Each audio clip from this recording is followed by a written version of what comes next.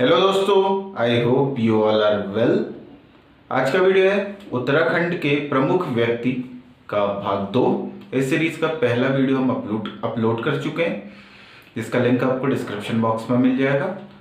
तो दोस्तों, अगर आपको वीडियो पसंद आए तो इसे अधिक से अधिक लाइक और शेयर कीजिए, और अगर आपने अभी तक चैनल को सब्सक्राइब नहीं किया है तो चैनल को प्लीज़ सब्सक्राइब कीजिए। और अगर आप हमारे लाइव कोर्सेज से जुड़ना चाहते हैं तो हमारी मोबाइल एप्लीकेशन के थ्रू आप उसे ज्वाइन कर सकते हैं। सभी का लिंक आपको डिस्क्रिप्शन बॉक्स में मिल जाएगा।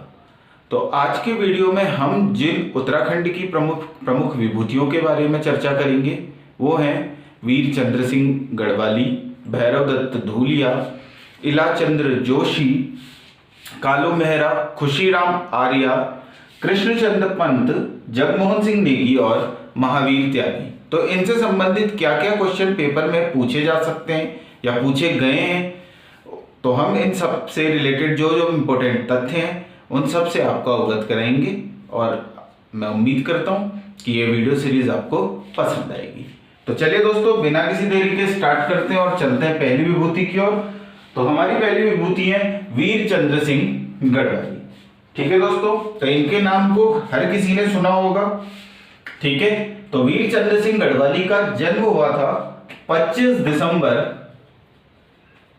1891, 25 दिसंबर 1891 को। कहां हुआ था?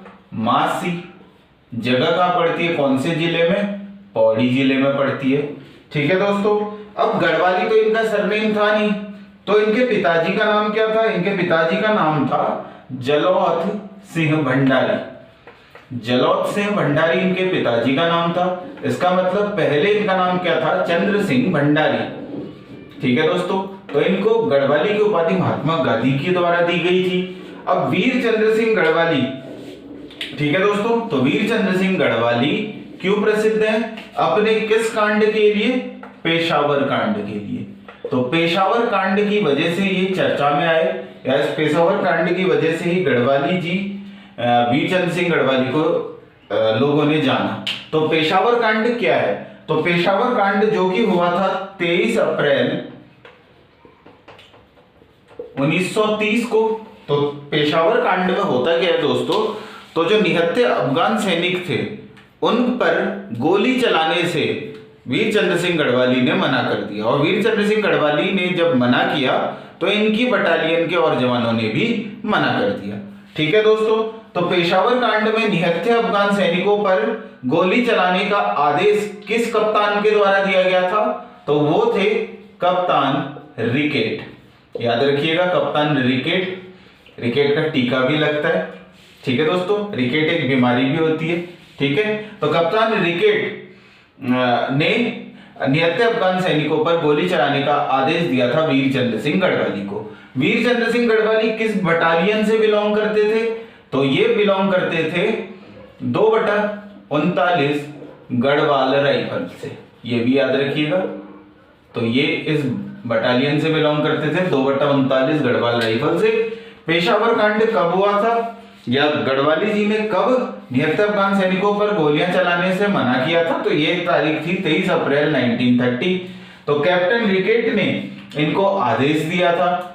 ठीक है दोस्तों, अब इन्होंने आदेश की अवहेलना करी तो अंग्रेजों ने इन पर देशद्रोह का मुकदमा कर दिया, या देशद्रोह के जुर्म में इन्हें जेल पे डाल दिया। तो वीर चंद्र सिंह गढ़वाली कब से कब तक जेल में रहे थे, यह क्वेश्चन पेपर में पूछा जाता है। तो वीर चंद्र सिंह गढ़वाली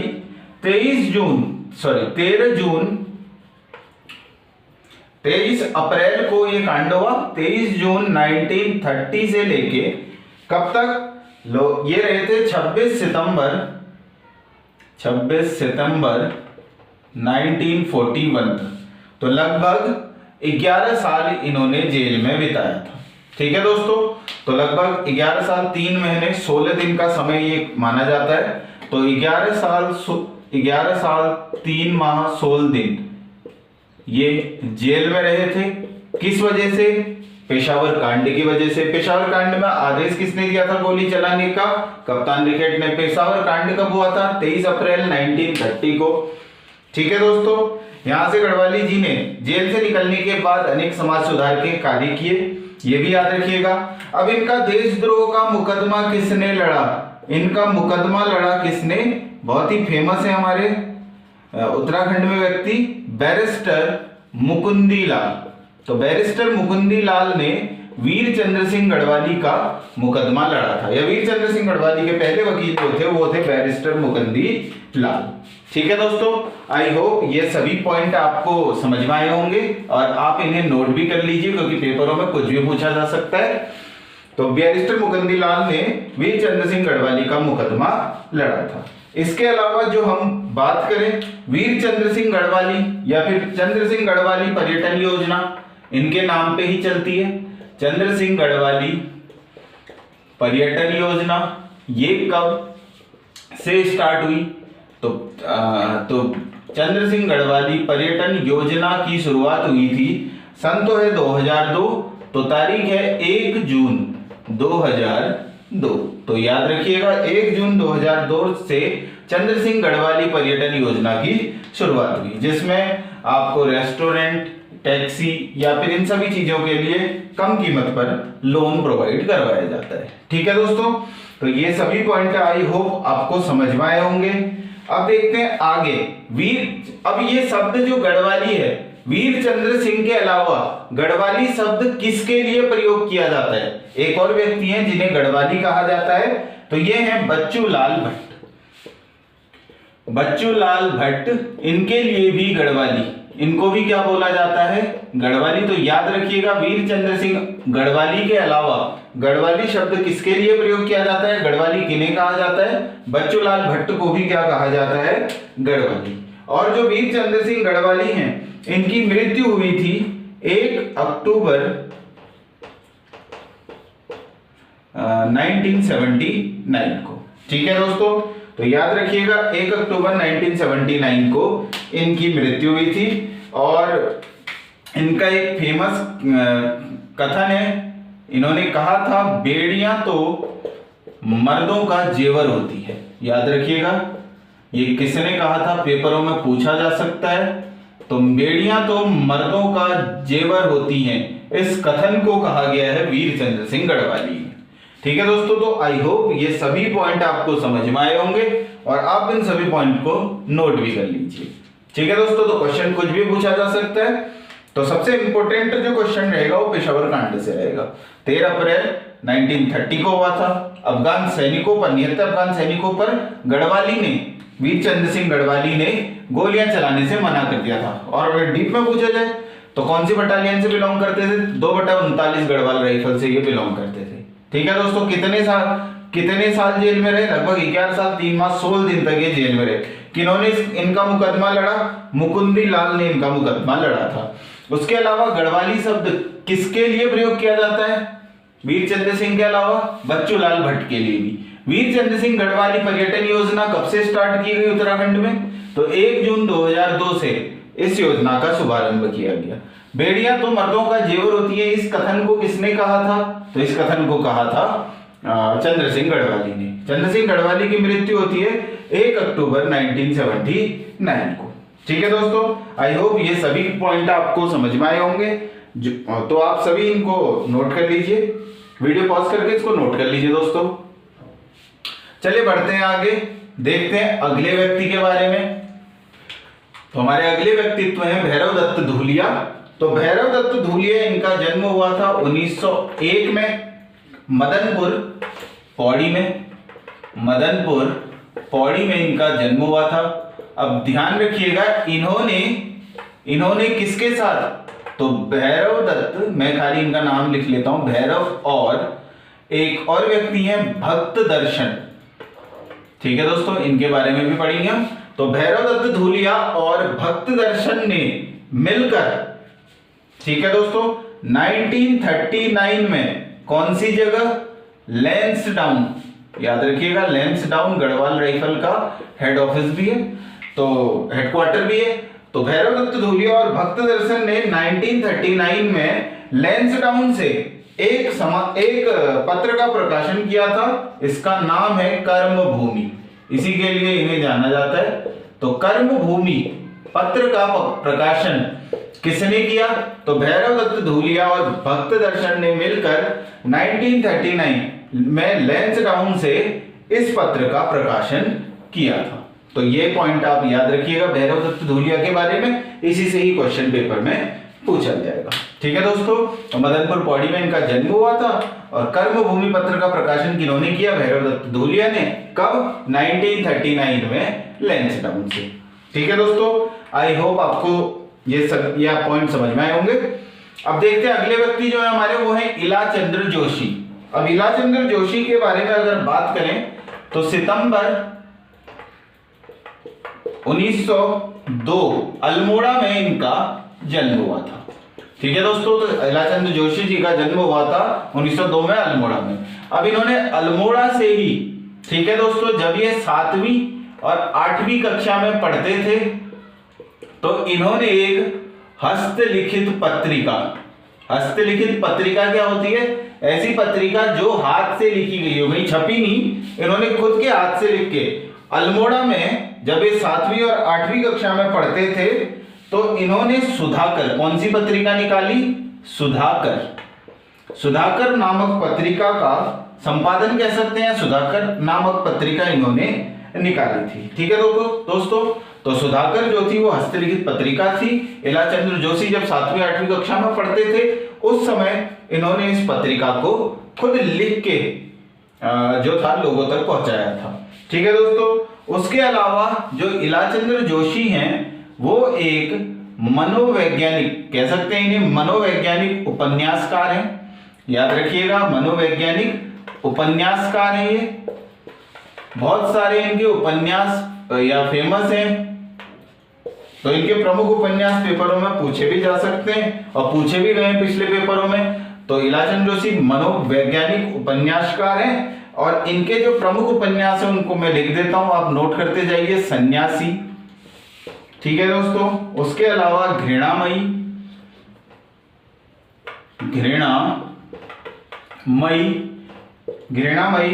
पर्दे की रानी, तो ये कुछ प्रमुख उपन्यास हैं इनके, आप याद रखिएगा। सन्यासी, घृणामयी, पर्दे की रानी, प्रेत और छाया, इसके अलावा मुक्तिपथ,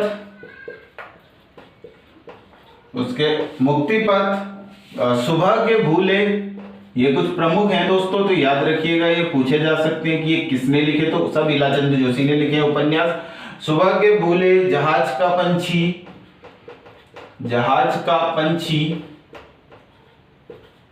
ठीक है। उसके अलावा जिप्सी, ये सब इन्होंने लिख रखे हैं दोस्तों, ठीक है। और अगर ये कुछ प्रमुख हैं तो ध्यान रखिएगा। सन्यासी, घृणामयी, पर्दे की रानी, प्रेत और छाया, मुक्तिपथ, सुबह के भूले, जहाज का पंछी, जिप्सी, ये सभी उपन्यास किसके द्वारा लिखा गए? ये सभी उपन्यास लिखे गए हैं इलाचंद्र जोशी जी के द्वारा। और सुधाकर नामक हस्तलिखित पत्रिका किसने निकाली थी अल्मोड़ा से? वो भी निकाली थी इलाचंद्र जोशी जी ने। ठीक है दोस्तों, तो आई होप ये सभी पॉइंट आपको समझ में आए होंगे। तो इन सभी पॉइंट को आप नोट कर लीजिए, आप चाहे तो स्क्रीनशॉट ले सकते हैं इनका। फिर हम जानते हैं अगले व्यक्ति के बारे में। जो अगले व्यक्ति हैं वो हैं हमारे कालू मेहरा। ठीक है दोस्तों, तो कालू मेहरा जो हैं वो उनको क्यों जाना जाता है, या कालू मेहरा क्यों इंपॉर्टेंट है? तो कालू मेहरा बोले या मेहरा बोले एक ही बात है। कालू मेहरा का अगर जीवन काल बोले तो 1831 से 1906। ठीक है दोस्तों, कालू मेहरा कहां से बिलोंग करते हैं? तो ये मूल निवासी हैं बिसुड़, जगह का नाम है बिसुड़ गांव, जो कि पड़ता है लोहाघाट में। और लोहाघाट कहां है? चंपावत डिस्ट्रिक्ट में। ठीक है दोस्तों, तो ये सभी पॉइंट याद रखिएगा। तो बिसुड़ गांव, लोहाघाट, चंपावत से बिलोंग करते हैं कालू मेहरा, और इनको बोला जाता है काली कुमाऊं का शेर। ये भी याद रखिएगा, काली कुमाऊं का क्या बोलते हैं इन्हें? काली कुमाऊं का शेर। किसे कहा जाता है? तो काली कुमाऊं का शेर बोला जाता है कालू मेहरा को। या उत्तराखंड के प्रथम स्वतंत्रता संग्राम सेनानी भी, किसे दर्जा प्राप्त है इसका? ये भी कालू मेहरा को ही बोला जाता है, उत्तराखंड के प्रथम स्वतंत्रता संग्राम सेनानी। उसके अलावा इन्होंने जो चंपावत है उस जगह पर एक संगठन बनाया था, याद रखिएगा उसका नाम क्रांतिवीर नामक संगठन इन्होंने बनाया था। तो क्रांतिवीर नामक संगठन किसके द्वारा बनाया गया, पेपर में क्वेश्चन पूछा जा सकता है, ये बनाया गया था कालू मेहरा के द्वारा। उसके अलावा ये पॉइंट बहुत इंपॉर्टेंट है, काली कुमाऊं का शेर वो भी बोला जाता है कालू मेहरा को। उसके अलावा उत्तराखंड के प्रथम स्वतंत्रता संग्राम सेनानी अगर आपसे पेपर में पूछा जाए तो वो भी रहेंगे हमारे कालू मेहरा। ठीक है दोस्तों, अब हम देखते हैं अगले व्यक्ति जो है हमारे, वो है हमारे खुशीराम आर्या। ठीक है दोस्तों, तो अगले व्यक्ति कौन है हमारे, खुशीराम आर्या।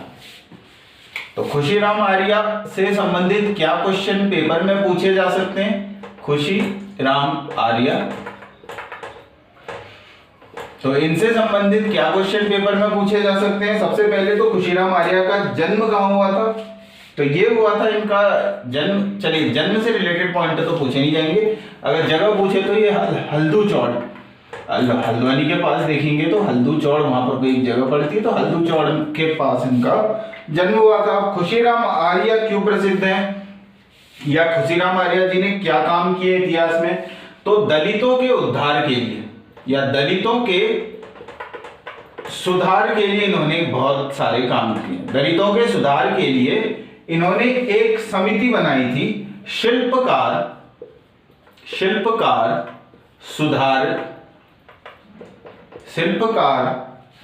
क्या नाम है, शिल्पकार सुधार का सुधारिणी, सॉरी पूरा नाम याद रखिएगा, शिल्पकार सुधारिणी सभा ये बनाई थी इन्होंने। तो याद रखिएगा दलितों के सुधार के लिए इन्होंने शिल्पकार सुधारिणी सभा बनाई थी। ठीक है दोस्तों, उसके अलावा 1946 से 1967 तक ये विधानसभा सदस्य भी रहे थे। ठीक है दोस्तों, उसके अलावा ये विधानसभा सदस्य भी रहे 1946 से 1967 तक। ठीक है दोस्तों, जिस प्रकार से आपके अपने अपने क्षेत्र के विधानसभा सदस्य होंगे। ठीक है, तो 1946 से 1967 तक ये विधानसभा सदस्य भी रहे। उसके अलावा इन्होंने दलितों के लिए, दलित जो थे उनके लिए एक शब्द दिया, वो कहा शिल्पकार। तो दलितों के लिए शिल्पकार शब्द का प्रयोग किसके द्वारा किया गया, ये पेपर में पूछा जा सकता है। तो याद रखिएगा खुशीराम आर्या जी ने ही दलितों को शिल्पकार कहा है।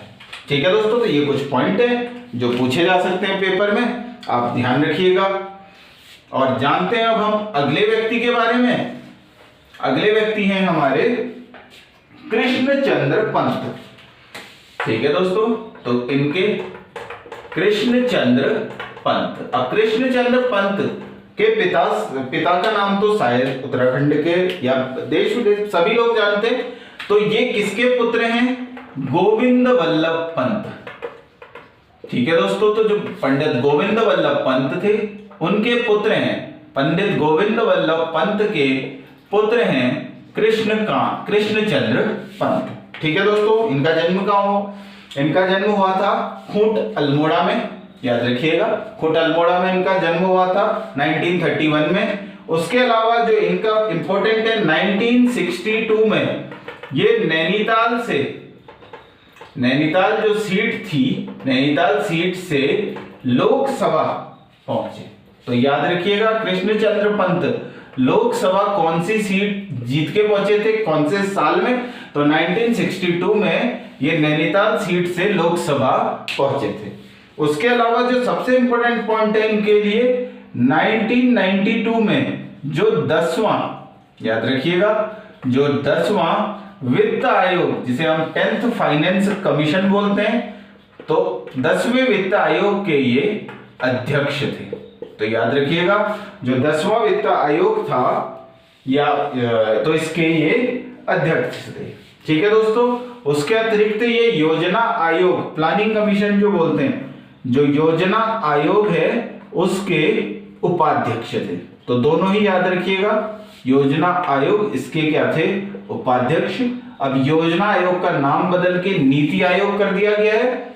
ठीक है दोस्तों, और नीति आयोग अब आप कमेंट सेक्शन में बताइए कि नीति आयोग के अध्यक्ष कौन होते हैं, ठीक है दोस्तों, और उनके चेयरपर्सन कौन है, ठीक है। तो यह बताइएगा मुझको कमेंट सेक्शन में। तो 1962 में ये नैनीताल सीट से चुनाव जीते और लोकसभा पहुंचे, और 1992 में जो 10वां वित्त आयोग था उसके अध्यक्ष बने और योजना आयोग के उपाध्यक्ष बने। तो कृष्ण चंद्र पंत, नाम याद रखिएगा, पंडित गोविंद वल्लभ पंत के ये पुत्र हैं। पंडित गोविंद वल्लभ पंत कौन है? उत्तराखंड के पहले व्यक्ति जिन्हें भारत रत्न से सम्मानित किया गया, ठीक है दोस्तों। और ये यूपी के टाइम पे क्या बने थे, ये भारत सरकार में बोले तो गृह मंत्री भी रहे हैं, उसके अलावा यूपी के सीएम भी रहे हैं। ये गोविंद वल्लभ पंत बहुत बड़ी हस्ती हैं, इनके नाम पे बहुत सारी यूनिवर्सिटी का नाम है, कॉलेजेस हैं, बहुत सारी चीजें, ठीक है दोस्तों। इनके बारे में भी हम पढ़ेंगे, एक अलग से वीडियो में लेके आऊंगा, पंडित गोविंद वल्लभ पंत, हरगोविंद पंत, इन सब के बारे में, ठीक है। अगला जो हम देखें, जो दो नाम हैं, एक है हमारे जगमोहन सिंह नेगी, ठीक है दोस्तों। तो जगमोहन सिंह नेगी, और जो दूसरा व्यक्ति या आज के जो अंतिम व्यक्ति रहेंगे वो रहेंगे हमारे महावीर त्यागी। इस वीडियो में हमारे अंतिम व्यक्ति जिनके बारे में हम जानेंगे, कुछ एक एक दो पॉइंट है, आप याद रखिएगा। तो जगमोहन सिंह नेगी के बारे में एक पॉइंट यही है, आप याद रखिएगा, ये 5 बार विधानसभा सदस्य चुने गए, ठीक है दोस्तों। तो ये 5 बार विधानसभा सदस्य चुने गए हैं या विधानसभा का चुनाव जीते हैं। तो 5 बार ये विधानसभा सदस्य चुने गए, इसका रिकॉर्ड इनके नाम पे है। अब अभी के टाइम पे तो बहुत सारे विधायक आ चुके हैं, जैसे बिशन सिंह चौपाल भी है, वो 5वीं बार जीत चुके हैं शायद इस बार। तो याद रखिएगा, जो पहले व्यक्ति हैं या पूरे हम हिस्ट्री की बात करें तो 5 बार ये विधानसभा सदस्य का चुनाव जीत चुके हैं, जिसको हम बोल सकते हैं ये एमएलए, ठीक है दोस्तों, मेंबर ऑफ लेजिस्लेटिव असेंबली। उसको ये 5 बार इनके सदस्य चुने गए हैं, ठीक है दोस्तों, एक रिकॉर्ड है। उसके अलावा अगर हम महावीर त्यागी की बात करें तो महावीर त्यागी, याद रखिएगा, महावीर त्यागी 11 बार जेल गए। तो ये 11 बार जेल गए। तो ये एक स्वतंत्रता संग्राम सेनानी है। तो स्वतंत्रता आंदोलन में ये 11 बार जेल गए हैं, ठीक है दोस्तों। तो स्वतंत्रता आंदोलन में 11 बार जेल जाने वाले व्यक्ति कौन है? महावीर स्वामी। तो लगभग अपने जीवन का 7 वर्ष इन्होंने जेल में बिताया है, ठीक है दोस्तों। इनकी बात करें तो इन्हें क्या बोला जाता है? देहरादून का सुल्तान। तो देहरादून का सुल्तान किसे कहा जाता है? तो देहरादून का सुल्तान कहा जाता है किसे? महावीर त्यागी को। तो ये 2 पॉइंट है, दोनों ही याद रखिएगा। तो स्वतंत्रता आंदोलन में 11 बार जेल जाने वाले व्यक्ति या 7 वर्षों तक, मतलब अलग अलग टाइम को अगर जोड़े तो लगभग 7 वर्ष बैठते हैं। तो जेल जाने वाले व्यक्ति कौन है? महावीर त्यागी। देहरादून का सुल्तान किसे कहा जाता है? वो भी कहा जाता है किसे? महावीर त्यागी को। और 1908 को इनका क्या हो गया था? निधन हो गया था। और अगर जन्म की बात करें तो 1899 को इनका क्या हुआ था? जन्म हुआ था, ठीक है दोस्तों। तो ये जो पॉइंट है ये याद नहीं रहेंगे तो चलेगा, लेकिन ये 2 पॉइंट आप याद रखिएगा, देहरादून का सुल्तान और 11 बार जेल जाने वाले व्यक्ति हैं हमारे महावीर त्यागी। तो आई होप दोस्तों आज के वीडियो में आपने कुछ नया जाना होगा, कुछ व्यक्ति। देखिए दोस्तों, उत्तराखंड में क्या क्वेश्चन आएगा, हिस्ट्री से, ज्योग्राफी से, कहीं से भी क्वेश्चन पूछे जा सकते हैं। तो हम सब डायमेंशन से देखते हैं। तो प्रमुख व्यक्तियों के ऊपर हर साल कुछ ना कुछ क्वेश्चन बनता है। अब किसके ऊपर पूछा जाएगा ये तो कोई नहीं जानता। हम कोशिश करते हैं कि जिन व्यक्तियों के बारे में आपको बता रहे हैं उनसे रिलेटेड जितने भी वैलिड पॉइंट है, ठीक है दोस्तों, जिनसे क्वेश्चन बन सकता है, हम उन सबको कवर करने की कोशिश करते हैं। तो आई होप दोस्तों आपको आज के सेशन में मजा आया होगा। तो वीडियो पसंद आई तो इसे लाइक और शेयर कीजिए। चैनल को सब्सक्राइब नहीं किया तो प्लीज सब्सक्राइब कीजिए। आप हमारे लाइव बैचेस से अगर जुड़ना चाहते हो तो हमारी मोबाइल एप्लीकेशन डाउनलोड कीजिए। सभी का लिंक आपको डिस्क्रिप्शन बॉक्स में मिल जाएगा। तो इसी आशा के साथ आपका दिन शुभ हो। जय हिंद, वंदे मातरम, जय उत्तराखंड।